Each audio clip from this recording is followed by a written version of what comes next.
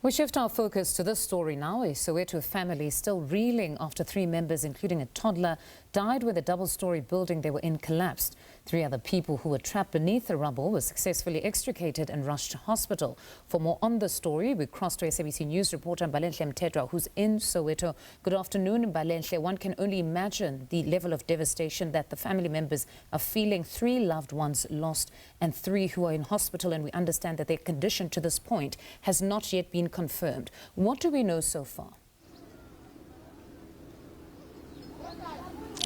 Well, certainly it has been a very devastating event for the family. But I think one of the questions that many might be asking themselves is the structural integrity of the double-storey, and if all processes were followed in regards to the construction of the structure, and did they receive a certificate to occupy the house after it's been built. And we're joined by the MMC for housing to just give us a better understanding. We understand that the mayor has already left. MMC, thank you so much for taking the time to speak to us.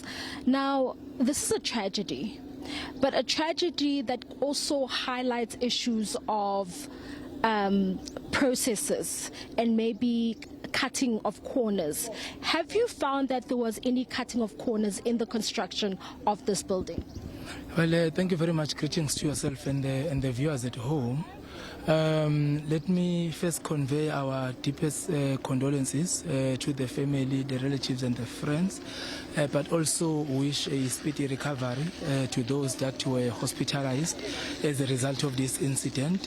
Yes, of course, we have done the site inspection, myself, the MMC for development planning, the Speaker of Council and the Executive Mayor, but I can indicate that this is an informal settlement, so it is not one of the established or formalized townships in Johannesburg. It's an informal settlement that was eradicated previously, and people came back to take occupation again.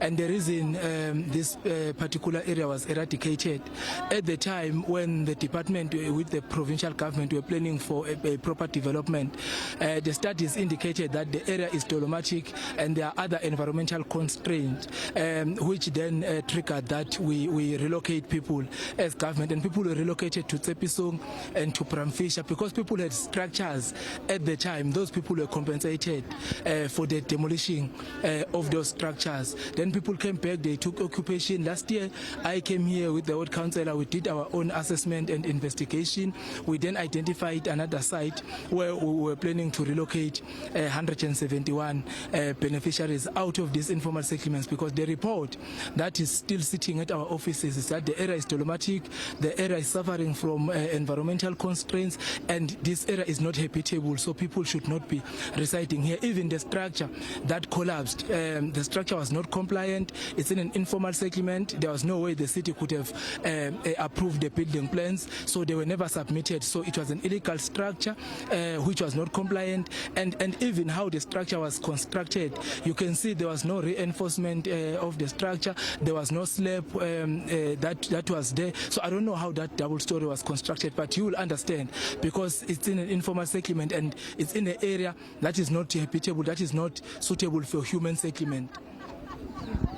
There you have it, the MMC for Human Settlement giving us a very thorough understanding as to what has transpired with regards to the safety of the building and the safety of the area which we find ourselves. We will continue to bring you the latest as we go along. For now, it's back to you in studio. All right, Mbalenhle, thank you very much for that update. That's SABC News reporter Mbalenhle Mthethwa out in Soweto for us. And